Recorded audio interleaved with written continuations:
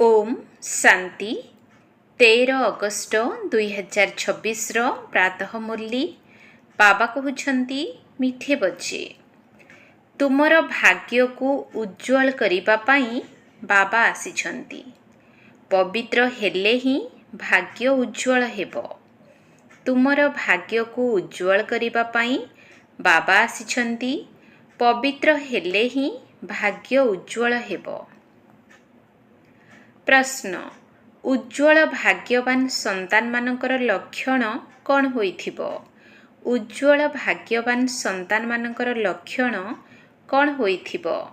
उत्तर एक रे सेमाने सुखर देवता होइथिबे। अविनाशी पितांक ठारू सुखर संपत्ति नेई समस्तंकु सुख देउथिबे।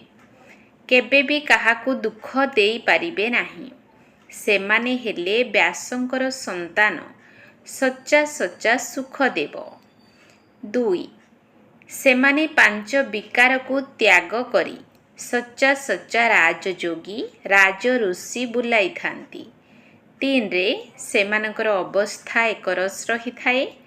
सेमाने कौनसी कथारे कांदी न थांती। सेमानको ही कुहा जाए मोहजित।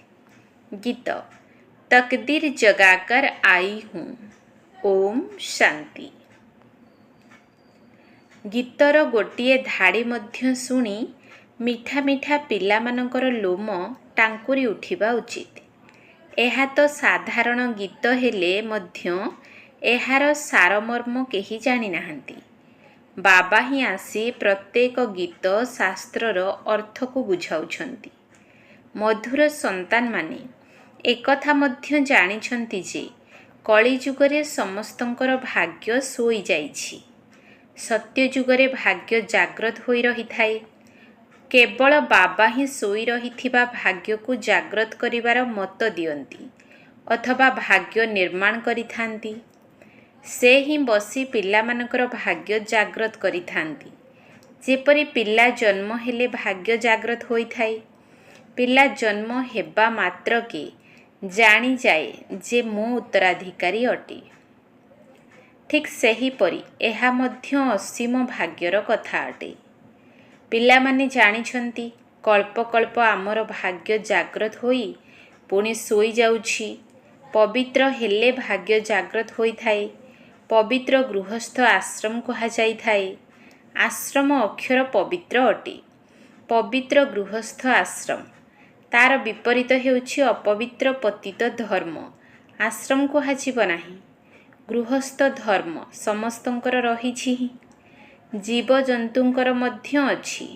समस्ते तो संतान जन्म करुछंती।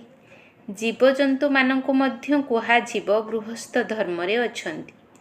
पिला माने एबे जानुछंती आमे स्वर्ग रे पवित्र गृहस्थ आश्रम रे देवी देवता थिलु। तांकर महिमा मध्य गायन करुछंती। सर्वगुण संपन्न तुमे निजे मध्य गायन करुथिल। एबे जानुछ आमे पुनर्बार मनुष्यरु देवता हेउछु। देवी देवता मानकर एहा धर्म अटे। पुणी ब्रह्मा विष्णु शंकरंकु मध्य देवता कहुछंती। ब्रह्मा देवताय नमः विष्णु देवताय नमः। शिवंक निमंते कहंती शिव परमात्माय नमः। तेणु पार्थक्य होई गला ना। शिव और शंकरंकु एक कुहा जाई पारिब नाही। पत्थर बुद्धि थिले एबे पारस बुद्धि हेउछंती। देवता मानकु तो पत्थर बुद्धि कुहा जिब नाही। पुणी अविनाशी ड्रामार योजना अनुसारे रावण राज्य होइथिबारु तांकु अर्थात देवता मानकु मध्य सीढ़ी ओह्लाइबाकु पड़ुछि। पारस बुद्धिरु पत्थर बुद्धि हेबाकु पड़ुछि। सबुठारु बुद्धिवान केवल एक बाबा ही कराउछंती। तुमको पारस बुद्धि अर्थात दैवी बुद्धि कराउछंती। तुमे एठाको पारस बुद्धि हेबाकु आसुछ। पारसनाथंक मंदिर मध्य रहिछि। सेठारे मेला लागि थाए। किंतु एकथा केही जानि नाहंती पारसनाथ किए। वास्तव रे बाबा ही पारस अर्थात श्रेष्ठ कराउछंती। से बुद्धिवानकर बुद्धि अटंती। ଏହା ତୁମ ସନ୍ତାନମାନଙ୍କ ବୁଦ୍ଧି ନିମନ୍ତେ ଭୋଜନ ଅଟେ। ବୁଦ୍ଧି କେତେ ପରିବର୍ତ୍ତନ ହେଉଛି। ଯେପରି କହିଥାନ୍ତି ଖରାପ ଦେଖ ନାହିଁ। ଏହା ମାଙ୍କଡ଼ମାନଙ୍କ କଥା ତ ନୁହେଁ। ମନୁଷ୍ୟମାନେ ହିଁ ମାଙ୍କଡ଼ ସଦୃଶ ହୋଇଯାଇଛନ୍ତି। ବଣ ମଣିଷ ସହିତ ମଣିଷର ତୁଳନା କରାଯାଉଛି। ଏହାକୁ କଣ୍ଟାର ଜଙ୍ଗଲ କୁହାଯାଉଛି। ପରସ୍ପରକୁ କେତେ ଦୁଃଖ ଦେଉଛନ୍ତି। ଏବେ ତୁମ ସନ୍ତାନମାନଙ୍କର ବୁଦ୍ଧିକୁ ଭୋଜନ ମିଳୁଛି। ଅବିନାଶୀ ପିତା ବୁଦ୍ଧିକୁ ଭୋଜନ ଦେଉଛନ୍ତି। ଏହି ପାଠପଢ଼ାକୁ ଜ୍ଞାନ ଅମୃତ ମଧ୍ୟ କୁହାଯାଉଛି। କୌଣସି ପାଣି ଆଦି ନୁହେଁ। ଆଜିକାଲି ସବୁ ଜିନିଷକୁ ଅମୃତ କହିଦେଉଛନ୍ତି। ଗଙ୍ଗା ଜଳକୁ ମଧ୍ୟ ଅମୃତ କହିଦେଉଛନ୍ତି। ଦେବତାମାନଙ୍କର ପାଦ ଧୋଇ ପିଇଥାନ୍ତି। ପାଣି ରଖିଥାନ୍ତି। ଏହାକୁ ମଧ୍ୟ ଅମୃତର ଅଞ୍ଜଳି ବୋଲି ଭାବିଥାନ୍ତି। ଅଞ୍ଜଳି ଯେଉଁମାନେ ପାଇଥାନ୍ତି ସେହି ଅମୃତ ଯେ ସେମାନଙ୍କୁ ପତିତରୁ ପାବନ କରାଇବ ଏହା କୁହାଯାଇପାରିବ ନାହିଁ। ଗଙ୍ଗାଜଳ ନିମନ୍ତେ କହିଥାନ୍ତି ଏହା ପତିତ ପାବନୀ ଅଟେ। କହିଥାନ୍ତି ମନୁଷ୍ୟ ମଲାବେଳେ ଗଙ୍ଗାଜଳ ମୁଖରେ ଦେବା ଉଚିତ। ଦେଖାନ୍ତି ଅର୍ଜୁନ ବାଣ ମାରିଲେ ପୁଣି ଗଙ୍ଗାଜଳ ପିଆଇଲେ। ତୁମେ କୌଣସି ବାଣ ଆଦି ମାରୁନାହଁ। ଗୋଟିଏ ଗାଁ ଅଛି ଯେଉଁଠି ବାଣ ଦ୍ୱାରା ଲଢ଼େଇ କରିଥାନ୍ତି। ସେଠାକାର ରାଜାଙ୍କୁ ଈଶ୍ୱରଙ୍କ ଅବତାର କହିଥାନ୍ତି। ବାବା କହୁଛନ୍ତି ଏମାନେ ସବୁ ଭକ୍ତି ମାର୍ଗର ଗୁରୁ। ବାସ୍ତବରେ ସଦ୍ଗୁରୁ ଜଣେ ହିଁ ଅଟନ୍ତି। ସମସ୍ତଙ୍କର ସଦ୍ଗତି ଦାତା ଜଣେ ଅଟନ୍ତି, ଯିଏ ସମସ୍ତଙ୍କୁ ସାଥିରେ ନେଇଯାଉଛନ୍ତି। ବାବାଙ୍କ ବ୍ୟତୀତ ଘରକୁ କେହି ଫେରାଇ ନେଇ ଯାଇପାରିବେ ନାହିଁ। ବ୍ରହ୍ମରେ ଲୀନ ହେବାର କୌଣସି କଥା ନାହିଁ। ଏହା ନାଟକ ତିଆରି ହୋଇଛି। ଯେଉଁ ଚକ୍ର ଅନାଦି ଘୂରି ଚାଲିଛି। ବିଶ୍ୱର ଇତିହାସ ଭୂଗୋଳର କିପରି ପୁନରାବୃତ୍ତି ହେଉଛି ଏକଥା ବର୍ତ୍ତମାନ ତୁମେ ଜାଣୁଛ। ମନୁଷ୍ୟ ଅର୍ଥାତ୍ ଆତ୍ମାମାନେ ନିଜର ପିତା ରଚୟିତାଙ୍କୁ ମଧ୍ୟ ଜାଣିନାହାନ୍ତି। ଯାହାଙ୍କୁ ୟାଦ ମଧ୍ୟ କରିଥାନ୍ତି, ହେ ଈଶ୍ୱର ପିତା। ଲୌକିକ ପିତାଙ୍କୁ କେବେ ଗଡ୍ ଫାଦର କହିବେ ନାହିଁ। ଗଡ୍ ଫାଦର ଅକ୍ଷର ବହୁତ ଇଜ୍ଜତ ସହିତ କହିଥାନ୍ତି। ତାଙ୍କ ପାଇଁ ଅର୍ଥାତ୍ ଗଡ୍ ଫାଦରଙ୍କ ନିମନ୍ତେ ହିଁ କହିଥାନ୍ତି। ସେ ପତିତ ପାବନ, ଦୁଃଖ ହର୍ତ୍ତା ସୁଖ କର୍ତ୍ତା ଅଟନ୍ତି। ଗୋଟିଏ ପଟେ କହୁଛନ୍ତି ସେ ଦୁଃଖ ହର୍ତ୍ତା ସୁଖ କର୍ତ୍ତା ଅଟନ୍ତି, ପୁଣି କୌଣସି ଦୁଃଖ ହେଲେ ଅଥବା ନିଜର ସନ୍ତାନ ମରିଗଲେ କହିଥାନ୍ତି ଈଶ୍ୱର ହିଁ ସୁଖ ଦୁଃଖ ଦେଉଛନ୍ତି। ଈଶ୍ୱର ଆମ ପିଲାଙ୍କୁ ନେଇଗଲେ। ଏପରି କାହିଁକି କଲେ? ଈଶ୍ୱରଙ୍କୁ ପୁଣି ଗାଳି ଦେଉଛନ୍ତି। ଏମିତି ମଧ୍ୟ କହିଥାନ୍ତି। ଈଶ୍ୱର ପିଲା ଦେଇଥିଲେ, ପୁଣି ଯଦି ନେଇଗଲେ ତୁମେ କାହିଁକି କାନ୍ଦୁଛ? ଈଶ୍ୱରଙ୍କ ପାଖକୁ ଗଲା ନା। ସତ୍ୟଯୁଗରେ କେବେ କେହି କାନ୍ଦନ୍ତି ନାହିଁ। ବାବା ବୁଝାଉଛନ୍ତି କାନ୍ଦିବାର କୌଣସି ଆବଶ୍ୟକତା ନାହିଁ। ଆତ୍ମାକୁ ନିଜର ହିସାବ କିତାବ ଅନୁସାରେ ଯାଇ ଅଭିନୟ କରିବାକୁ ପଡ଼ିବ। ଜ୍ଞାନ ନଥିବା କାରଣରୁ ମନୁଷ୍ୟ କେତେ କାନ୍ଦୁଛନ୍ତି, ଯେପରି ପାଗଳ ହୋଇଯାଉଛନ୍ତି। ଏଠାରେ ତ ବାବା ବୁଝାଉଛନ୍ତି ମା ମଲେ ମଧ୍ୟ ହାଲୁଆ ଖାଇବ, ବାପା ମଲେ ମଧ୍ୟ ହାଲୁଆ ଖାଇବ। ନଷ୍ଟମୋହା ହେବାକୁ ପଡ଼ିବ। ଆମର ତ ଏକମାତ୍ର ଅବିନାଶୀ ପିତା, ଦ୍ୱିତୀୟ କେହି ନାହାନ୍ତି। ଏପରି ଅବସ୍ଥା ଈଶ୍ୱରୀୟ ସନ୍ତାନମାନଙ୍କର ହେବା ଉଚିତ। ମୋହଜିତ ରାଜାଙ୍କର କଥା ମଧ୍ୟ ଶୁଣିଛ ନା? ସତ୍ୟଯୁଗରେ କେବେ କୌଣସି ଦୁଃଖ ରହିବ ନାହିଁ, ନା କେବେ ଅକାଳ ମୃତ୍ୟୁ ହେବ। ପିଲାମାନେ ଜାଣିଛନ୍ତି ଆମେ କାଳ ଅର୍ଥାତ୍ ମୃତ୍ୟୁ ଉପରେ ବିଜୟ ପ୍ରାପ୍ତ କରୁଛୁ। ବାବାଙ୍କୁ ମହାକାଳ, କାଳର କାଳ ମଧ୍ୟ କହିଥାନ୍ତି। ତୁମକୁ ମଧ୍ୟ କାଳ ଉପରେ ବିଜୟ ପ୍ରାପ୍ତ କରିବାକୁ ହେବ, ଅର୍ଥାତ୍ କାଳ ତୁମକୁ କେବେ ବିନାଶ କରିପାରିବ ନାହିଁ। କାଳ ନା ଆତ୍ମାଙ୍କୁ ନା ଶରୀରକୁ ନାଶ କରିପାରିବ। ଆତ୍ମା ଗୋଟିଏ ଶରୀର ଛାଡ଼ି ଆଉ ଗୋଟିଏ ନେଇଥାଏ। ତାକୁ କହିଥାନ୍ତି କାଳ ଖାଇଗଲା। କିନ୍ତୁ କାଳ କୌଣସି ବସ୍ତୁ ନୁହେଁ। ମନୁଷ୍ୟ ମହିମା ଗାୟନ କରୁଛନ୍ତି, କିନ୍ତୁ କିଛି ହେଲେ ବୁଝୁନାହାନ୍ତି। ଅଚ୍ୟୁତମ୍ କେଶବମ୍। ବାବା ବୁଝାଉଛନ୍ତି ଏହି 5 ବିକାର ତୁମର ବୁଦ୍ଧିକୁ କେତେ ଖରାପ କରିଦେଉଛି।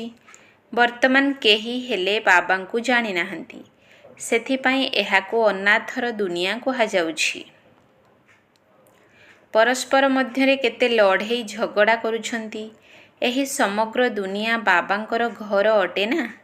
ବାବା ସମଗ୍ର ଦୁନିଆର ପିଲାମାନଙ୍କୁ ପତିତରୁ ପାବନ କରିବାକୁ ଆସୁଛନ୍ତି। ବାସ୍ତବରେ ଅଧାକଳ୍ପ ପବିତ୍ର ଦୁନିଆ ଥିଲା ନା। ଗାୟନ ମଧ୍ୟ କରନ୍ତି ରାମ ରାଜା ରାମ ପ୍ରଜା। ସେଠାରେ ପୁଣି ଅଧର୍ମର କଥା କିପରି ହୋଇପାରିବ? କହିଥାନ୍ତି ସେଠାରେ ବାଘ ଛେଳି ଏକାଠି ପାଣି ପିଉଥିଲେ। ତେବେ ରାବଣ ଆଦି ସେଠାକୁ କେଉଁଠାରୁ ଆସିଲେ? କିଛି ବୁଝୁନାହାନ୍ତି। ଭାରତ ବାହାର ଲୋକେ ଏପରି କଥା ଶୁଣି ହସୁଛନ୍ତି। ବାବା ଆସି ଜ୍ଞାନ ଦେଉଛନ୍ତି। ଏହା ପତିତ ଦୁନିଆ ଅଟେ ନା। କ'ଣ ପ୍ରେରଣା ଦ୍ୱାରା ପତିତଙ୍କୁ ପାବନ କରାଇବେ? ଡାକୁଛନ୍ତି, ହେ ପତିତ ପାବନ ଆସ। ତେଣୁ ନିଶ୍ଚୟ ଭାରତରେ ହିଁ ଆସିଥିଲେ। ବର୍ତ୍ତମାନ ମଧ୍ୟ କହୁଛନ୍ତି, ମୁଁ ଜ୍ଞାନର ସାଗର ଆସିଛି ତୁମମାନଙ୍କୁ ନିଜ ସଦୃଶ ମାଷ୍ଟର ଜ୍ଞାନ ସାଗର କରିବା ପାଇଁ। ବାବାଙ୍କୁ ହିଁ ସଚା ସଚା ବ୍ୟାସ କୁହାଯିବ। ତେଣୁ ଇଏ ହେଲେ ବ୍ୟାସଦେବ ଓ ତୁମେ ତାଙ୍କର ସନ୍ତାନ ସୁଖଦେବ। ତୁମେ ଏବେ ସୁଖର ଦେବତା ହେଉଛ। ସୁଖର ବର୍ଷା ଅର୍ଥାତ୍ ସମ୍ପତ୍ତି ନେଉଛ। ବ୍ୟାସ ଶିବାଚାର୍ଯ୍ୟଙ୍କ ଠାରୁ ବ୍ୟାସଙ୍କର ସନ୍ତାନ ତୁମେ ଅଟ। କିନ୍ତୁ ମନୁଷ୍ୟ ଦ୍ୱନ୍ଦ୍ୱରେ ନ ପଡ଼ିବା ନିମନ୍ତେ କୁହାଯାଉଛି ଶିବଙ୍କର ସନ୍ତାନ। ତାଙ୍କର ଅସଲ ନାମ ଶିବ ଅଟେ। ଆତ୍ମାକୁ ଜାଣିବାକୁ ପଡ଼େ ଓ ପରମାତ୍ମାକୁ ମଧ୍ୟ ଜାଣିବାକୁ ପଡ଼େ। ସେ ଆସି ପତିତରୁ ପାବନ ହେବାର ରାସ୍ତା ବତାଉଛନ୍ତି। କହୁଛନ୍ତି, ମୁଁ ତୁମ ଆତ୍ମାମାନଙ୍କର ପିତା ଅଟେ। ଲୋକମାନେ କହନ୍ତି ଆଙ୍ଗୁଠି ସଦୃଶ ଅଟନ୍ତି। ଏତେ ବଡ଼ ତ ଏଠାରେ ରହିପାରିବ ନାହିଁ। ପରମାତ୍ମା ତ ବହୁତ ସୂକ୍ଷ୍ମ ଅଟନ୍ତି। ଡାକ୍ତରମାନେ ମଧ୍ୟ ମୁଣ୍ଡ ପିଟିଥାନ୍ତି ଆତ୍ମାକୁ ଦେଖିବା ପାଇଁ, କିନ୍ତୁ ଦେଖିପାରନ୍ତି ନାହିଁ। ଆତ୍ମାକୁ ଅନୁଭବ କରାଯାଇଥାଏ। ବାବା ପଚାରୁଛନ୍ତି, ଏବେ ତୁମେ ଆତ୍ମାକୁ ଅନୁଭବ କରୁଛ। ଏତେ ଛୋଟ ଆତ୍ମାରେ ଅବିନାଶୀ ଅଭିନୟ ଭରା ହୋଇ ରହିଛି। ଯେପରି ଏକ ରେକର୍ଡ। ପ୍ରଥମେ ତୁମେ ଦେହ ଅଭିମାନୀ ଥିଲ, ଏବେ ଦେହୀ ଅଭିମାନୀ ହୋଇଛ। ତୁମେ ଜାଣିଛ ଆମର ଆତ୍ମା କିପରି 84 ଜନ୍ମ ନେଇ ଚାଲିଛି? ଏହାର ଶେଷ ନାହିଁ। କେହି କେହି ପଚାରୁଛନ୍ତି, ଏହି ଡ୍ରାମା କେବେଠାରୁ ଆରମ୍ଭ ହେଲା? କିନ୍ତୁ ଏହା ତ ଅନାଦି ଅଟେ। ଏହାର କେବେ ବିନାଶ ହୁଏ ନାହିଁ। ଏହାକୁ ପୂର୍ବ ପ୍ରସ୍ତୁତ ଅବିନାଶୀ ବିଶ୍ୱ ନାଟକ ବୋଲି କୁହାଯାଉଛି। ସାରା ବିଶ୍ୱକୁ ମଧ୍ୟ ତୁମେ ଜାଣିଛ। ଅପାଠୁଆକୁ ପାଠ ଦେବା ସଦୃଶ ବାବା ତୁମକୁ ପଢ଼ାଉଛନ୍ତି। ଆତ୍ମା ହିଁ ଶରୀର ଦ୍ୱାରା ପଢ଼ୁଛି। ଏହା ପଥର ବୁଦ୍ଧି ଅର୍ଥାତ୍ ବୁଦ୍ଧିହୀନମାନଙ୍କ ନିମନ୍ତେ ଖାଦ୍ୟ ଅଟେ। ବୁଦ୍ଧିକୁ ଜ୍ଞାନ ମିଳୁଛି। ତୁମ ସନ୍ତାନମାନଙ୍କ ନିମନ୍ତେ ହିଁ ବାବା ଚିତ୍ର ତିଆରି କରାଇଛନ୍ତି। ବହୁତ ସହଜ ଅଟେ। ତ୍ରିମୂର୍ତ୍ତି ବ୍ରହ୍ମା ବିଷ୍ଣୁ ଶଙ୍କର। ତେବେ ବ୍ରହ୍ମାଙ୍କୁ ତ୍ରିମୂର୍ତ୍ତି କାହିଁକି କହୁଛନ୍ତି? ଦେବଦେବ ମହାଦେବ ସମସ୍ତଙ୍କ ଠାରୁ ଉପରେ ରଖୁଛନ୍ତି। ଅର୍ଥ କିଛି ହେଲେ ବି ବୁଝୁନାହାନ୍ତି। ତେବେ ବ୍ରହ୍ମା କିପରି ହୋଇପାରିବେ? ଯେପରିକି ବ୍ରହ୍ମାଙ୍କୁ ପ୍ରଜାପିତା କୁହାଯାଉଛି। ସୂକ୍ଷ୍ମ ବତନରେ ସେ କିପରି ଦେବତା ହୋଇପାରିବେ? ପ୍ରଜାପିତା ବ୍ରହ୍ମା ତ ଏହିଠାରେ ରହିବା ଆବଶ୍ୟକ। ଏହି କଥା କୌଣସି ଶାସ୍ତ୍ରରେ ନାହିଁ। ବାବା କହୁଛନ୍ତି, ମୁଁ ଏହି ଶରୀରରେ ପ୍ରବେଶ କରି ଏହାଙ୍କ ଅର୍ଥାତ୍ ବ୍ରହ୍ମାଙ୍କ ଦ୍ୱାରା ତୁମକୁ ବୁଝାଉଛି। ଏହାଙ୍କୁ ନିଜର ରଥ କରୁଛି। ଏହାଙ୍କର ବହୁତ ଜନ୍ମର ଅନ୍ତ ସମୟରେ ମୁଁ ଆସୁଛି। ଇଏ ମଧ୍ୟ 5 ବିକାରର ସନ୍ନ୍ୟାସ କରୁଛନ୍ତି। ସନ୍ନ୍ୟାସ ଗ୍ରହଣ କରିଥିବା ବ୍ୟକ୍ତିଙ୍କୁ ଯୋଗୀ ଅଥବା ଋଷି କୁହାଯାଏ। ଏବେ ତୁମେ ରାଜ ଋଷି ଅଟ। ତୁମେ ପ୍ରତିଜ୍ଞା କରୁଛ। ସେହି ସନ୍ନ୍ୟାସୀମାନେ ତ ଘର ଦ୍ୱାର ଛାଡ଼ି ଚାଲି ଯାଇଥାନ୍ତି। ଏଠାରେ ତ ସ୍ତ୍ରୀ ପୁରୁଷ ଏକତ୍ର ରହୁଛନ୍ତି। କହୁଛନ୍ତି ଆମେ ବିକାରରେ କେବେ ଲିପ୍ତ ହେବୁ ନାହିଁ। ମୂଳ କଥା ହେଉଛି ବିକାରର। ତୁମେ ଜାଣିଛ, ଶିବ ବାବା ରଚୟିତା ଅଟନ୍ତି। ସେ ନୂଆ ଦୁନିଆ ରଚନା କରୁଛନ୍ତି। ସେ ବୀଜ ରୂପ ସତ୍ ଚିତ୍ ଆନନ୍ଦର ସାଗର ଜ୍ଞାନର ସାଗର ଅଟନ୍ତି। ସ୍ଥାପନା ପାଳନା ବିନାଶ କିପରି କରୁଛନ୍ତି, ଏହା ବାବା ହିଁ ଜାଣିଛନ୍ତି। ଏହି କଥାକୁ ମନୁଷ୍ୟ ତ ଜାଣିନାହାନ୍ତି। ତୁମେ ପିଲାମାନେ ଏବେ ଏହି କଥାକୁ ଜାଣିଛ। ସେଥିପାଇଁ ସମସ୍ତଙ୍କୁ ବୁଝାଇ ପାରିବ। ଆଚ୍ଛା, ମିଠା ମିଠା ଶିକିଲଧେ ସନ୍ତାନମାନଙ୍କ ପ୍ରତି ମାତା ପିତା ବାପଦାଦାଙ୍କର ମଧୁର ସ୍ନେହଭରା ସ୍ମୃତି ଏବଂ ସୁପ୍ରଭାତ। ଆତ୍ମିକ ପିତାଙ୍କର ଆତ୍ମିକ ସନ୍ତାନମାନଙ୍କୁ ନମସ୍ତେ। ଆତ୍ମିକ ସନ୍ତାନମାନଙ୍କର ଆତ୍ମିକ ବାପଦାଦାଙ୍କୁ ନମସ୍ତେ ନମସ୍ତେ ନମସ୍ତେ। ସୁପ୍ରଭାତ। ଧାରଣା ପାଇଁ ମୁଖ୍ୟ ସାର। 1 ନମ୍ବର ପଏଣ୍ଟ। ପ୍ରତ୍ୟେକ ଆତ୍ମାର ହିସାବ କିତାବ ନିଜସ୍ୱ ଅଟେ। ତେଣୁ କେହି ଶରୀର ଛାଡ଼ିଦେଲେ କାନ୍ଦିବାର ନାହିଁ। ସମ୍ପୂର୍ଣ୍ଣ ନଷ୍ଟମୋହା ହେବାର ଅଛି। ବୁଦ୍ଧିରେ ସଦା ରହିବା ଆବଶ୍ୟକ। ମୋର ତ ଏକମାତ୍ର ଅବିନାଶୀ ବାବା, ଦ୍ୱିତୀୟ କେହି ନାହାନ୍ତି। ପ୍ରତ୍ୟେକ ଆତ୍ମାର ହିସାବ କିତାବ ନିଜସ୍ୱ ଅଟେ। ତେଣୁ କେହି ଶରୀର ଛାଡ଼ିଦେଲେ କାନ୍ଦିବାର ନାହିଁ। ସମ୍ପୂର୍ଣ୍ଣ ନଷ୍ଟମୋହା ହେବାର ଅଛି। ବୁଦ୍ଧିରେ ସଦା ରହିବା ଆବଶ୍ୟକ। ମୋର ତ ଏକମାତ୍ର ଅବିନାଶୀ ବାବା, ଦ୍ୱିତୀୟ କେହି ନାହାନ୍ତି। 2 ନମ୍ବର ପଏଣ୍ଟ। ପଞ୍ଚ ବିକାର ଯାହାକି ବୁଦ୍ଧିକୁ ଭ୍ରଷ୍ଟ କରୁଛି, ସେଗୁଡ଼ିକୁ ତ୍ୟାଗ କରିବାକୁ ହେବ। ସୁଖର ଦେବତା ହୋଇ ସମସ୍ତଙ୍କୁ ସୁଖ ଦେବାକୁ ପଡ଼ିବ। କାହାକୁ ହେଲେ ଦୁଃଖ ଦେବା ଉଚିତ ନୁହେଁ। 5 ବିକାର ଯାହାକି ବୁଦ୍ଧିକୁ ଭ୍ରଷ୍ଟ କରୁଛି, ସେଗୁଡ଼ିକୁ ତ୍ୟାଗ କରିବାକୁ ହେବ। ସୁଖର ଦେବତା ହୋଇ ସମସ୍ତଙ୍କୁ ସୁଖ ଦେବାକୁ ପଡ଼ିବ। କାହାକୁ ହେଲେ ଦୁଃଖ ଦେବା ଉଚିତ ନୁହେଁ। ବରଦାନ। ସର୍ବଦା ମର୍ଯ୍ୟାଦାର ସୀମା ଭିତରେ ରହିବା ଉପରେ ଧ୍ୟାନ ଦେଉଥିବା ମର୍ଯ୍ୟାଦା ପୁରୁଷୋତ୍ତମ ଭବ। ସର୍ବଦା ମର୍ଯ୍ୟାଦାର ସୀମା ଭିତରେ ରହିବା ଉପରେ ଧ୍ୟାନ ଦେଉଥିବା ମର୍ଯ୍ୟାଦା ପୁରୁଷୋତ୍ତମ ଭବ। ଯେଉଁ ପିଲାମାନେ ନିଜକୁ ଏକମାତ୍ର ବାବା ଅର୍ଥାତ୍ ରାମଙ୍କର ସଚ୍ଚି ସୀତା ମନେକରି ସର୍ବଦା ମର୍ଯ୍ୟାଦାର ସୀମା ଭିତରେ ରହିଥାନ୍ତି ଅର୍ଥାତ୍ ଏଥିପ୍ରତି ଧ୍ୟାନ ଦେଉଥାନ୍ତି, ସେମାନେ ସର୍ବଦା ସତର୍କ ରହିବା ସହିତ ହର୍ଷିତ ମଧ୍ୟ ସ୍ୱତଃ ହିଁ ରହିଥାନ୍ତି। ତେଣୁ ସକାଳଠାରୁ ରାତ୍ରି ପର୍ଯ୍ୟନ୍ତ ଯାହା ବି ସବୁ ମର୍ଯ୍ୟାଦା ଗୁଡ଼ିକ ପାଳନ କରିବା ପାଇଁ କୁହାଯାଇଛି, ତାର ଜ୍ଞାନକୁ ସ୍ପଷ୍ଟ ଭାବରେ ବୁଦ୍ଧିରେ ରଖି ନିଜକୁ ସଚ୍ଚା ସୀତା ମନେକରି ମର୍ଯ୍ୟାଦାର ସୀମା ଭିତରେ ରୁହ। ତେବେ କୁହାଯିବ ମର୍ଯ୍ୟାଦା ପୁରୁଷୋତ୍ତମ। ସ୍ଲୋଗାନ। ସେବାର ଅତିକୁ ଯାଅ ନାହିଁ, ସେବା ସହିତ ସ୍ୱପୁରୁଷାର୍ଥର ସନ୍ତୁଳନ ରଖ। ସେବାର ଅତିକୁ ଯାଅ ନାହିଁ, ସେବା ସହିତ ସ୍ୱପୁରୁଷାର୍ଥର ସନ୍ତୁଳନ ରଖ। ମାତେଶ୍ୱରୀଜୀଙ୍କର ଅମୂଲ୍ୟ ମହାବାକ୍ୟ। ଅଖଣ୍ଡ ଜ୍ୟୋତି ତତ୍ତ୍ୱ, ସାଇଲେନ୍ସ ଲଜିଂ ଅର୍ଥାତ୍ ନିସ୍ତବ୍ଧ ଗୃହ ଏବଂ ସାକାରୀ ଦୁନିଆ କ୍ରୀଡ଼ାଭୂମି। ଆତ୍ମାମାନଙ୍କର ନିବାସ ସ୍ଥାନ ହେଉଛି ଅଖଣ୍ଡ ଜ୍ୟୋତି ମହତ୍ତତ୍ୱ, ଯେଉଁଠାରେ ଆତ୍ମା ଏହି ଶରୀରର ଅଭିନୟରୁ ମୁକ୍ତ ଅବସ୍ଥାରେ ଥାଏ ଅର୍ଥାତ୍ ଦୁଃଖ ସୁଖରୁ ନିଆରା ଅବସ୍ଥାରେ ରହିଥାଏ, ଯାହାକୁ ସାଇଲେନ୍ସ ଲଜିଂ ବା ନିସ୍ତବ୍ଧ ଗୃହ ମଧ୍ୟ କୁହାଯାଏ।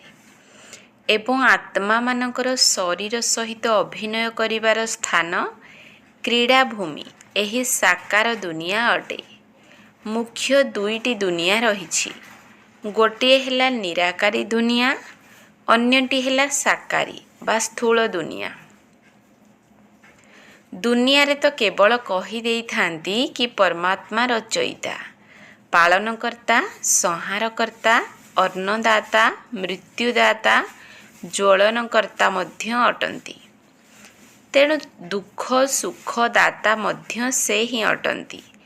ଯେତେବେଳେ କୌଣସି ଦୁଃଖ ଆସିଥାଏ, ଲୋକମାନେ କହିଥାନ୍ତି, ହେ ପ୍ରଭୁ, ତେରା ଭାନା ମିଠା ଲାଗେ। ଅର୍ଥାତ୍ ପ୍ରଭୁ, ଆପଣ ଯାହା ସବୁ କରୁଛନ୍ତି ବା ଯାହା ବି ଦେଉଛନ୍ତି, ସବୁକିଛି ମିଠା ଲାଗୁଛି। ତେବେ ଏହା ହେଉଛି ଅଯଥାର୍ଥ ଜ୍ଞାନ, କାହିଁକିନା ଏହା ପରମାତ୍ମାଙ୍କର କାର୍ଯ୍ୟ ନୁହେଁ। ପରମାତ୍ମା ଦୁଃଖ ହର୍ତ୍ତା ଅଟନ୍ତି, ଦୁଃଖ କର୍ତ୍ତା ନୁହନ୍ତି। ଜନ୍ମ ନେବା, ଜନ୍ମ ଛାଡ଼ିବା, ଦୁଃଖ ସୁଖ ଭୋଗିବା, ଏହା ପ୍ରତ୍ୟେକ ମନୁଷ୍ୟର ସଂସ୍କାର ଅଟେ। ଶରୀରର ଜନ୍ମଦାତା ମାତା ପିତା, ଯିଏକି କର୍ମ ବନ୍ଧନ ଅନୁସାରେ ପିତା ପୁତ୍ର ସମ୍ବନ୍ଧରେ ଆସିଥାନ୍ତି, ସେହିପରି ଆତ୍ମାମାନଙ୍କର ପିତା ପରମାତ୍ମା ବାବା ଅଟନ୍ତି। ସେ କିପରି ବେହଦ୍ର ରଚନାର ସ୍ଥାପନା ପାଳନା କରନ୍ତି, ସେ କିପରି ନିଜର 3 ରୂପ ବ୍ରହ୍ମା ବିଷ୍ଣୁ ଶଙ୍କରଙ୍କର ରଚୟିତା ଅଟନ୍ତି। ପୁଣି ଏହି ଆକାରୀ ରୂପ ଦ୍ୱାରା ଦୈବୀ ସୃଷ୍ଟିର ସ୍ଥାପନା, ଆସୁରୀ ଦୁନିଆର ବିନାଶ କରି ପୁଣି ଦୈବୀ ଦୁନିଆର ପାଳନା କରାଇଥାନ୍ତି। ପରମାତ୍ମାଙ୍କର ଏହି 3ଟି କାମ ବେହଦ୍ର ଅଥବା ଅସୀମ ଅଟେ। ବାକି ଏହି ଦୁଃଖ ସୁଖ ଜନ୍ମ ମରଣ କର୍ମ ଅନୁସାରେ ହୋଇଥାଏ। ପରମାତ୍ମା ତ ସୁଖଦାତା ଅଟନ୍ତି। ସେ ନିଜ ପିଲାମାନଙ୍କୁ କୌଣସି ଦୁଃଖ ଦେଇନଥାନ୍ତି। ଆଚ୍ଛା, ଓମ୍ ଶାନ୍ତି। ଅବ୍ୟକ୍ତି ଇଶାରା। ଅପବିତ୍ରତାର ବୀଜକୁ ମଧ୍ୟ ସମାପ୍ତ କରି ସମ୍ପୂର୍ଣ୍ଣ ସ୍ୱଚ୍ଛ ଅର୍ଥାତ୍ ପବିତ୍ର ହୁଅ। ସମ୍ପୂର୍ଣ୍ଣ ପବିତ୍ରତାର ଅର୍ଥ ହେଲା ସଂକଳ୍ପରେ ମଧ୍ୟ କୌଣସି ଗୋଟିଏ ବିକାରର ଅଂଶ ମଧ୍ୟ ନଥିବ। ଜ୍ଞାନ ଗୁଣ ଏବଂ ସର୍ବଶକ୍ତିଗୁଡ଼ିକର ପ୍ରାପ୍ତିରେ ସର୍ବଦା ସମ୍ପନ୍ନ। ସର୍ବପ୍ରାପ୍ତିଗୁଡ଼ିକର ଆଲୋକର ମୁକୁଟ ସର୍ବଦା ସ୍ପଷ୍ଟ ରୂପରେ ଦେଖାଯାଉଥିବ। ନିଜକୁ ସର୍ବଦା ଲାଇଟ୍ ଅର୍ଥାତ୍ ଆତ୍ମିକ ସ୍ୱରୂପରେ ଅନୁଭବ କରୁଥାଅ। କର୍ମ କରିବାରେ ମଧ୍ୟ ନିଜକୁ ଲାଇଟ୍ ଅର୍ଥାତ୍ ହାଲୁକା ଅନୁଭବ କର। ଓମ୍ ଶାନ୍ତି।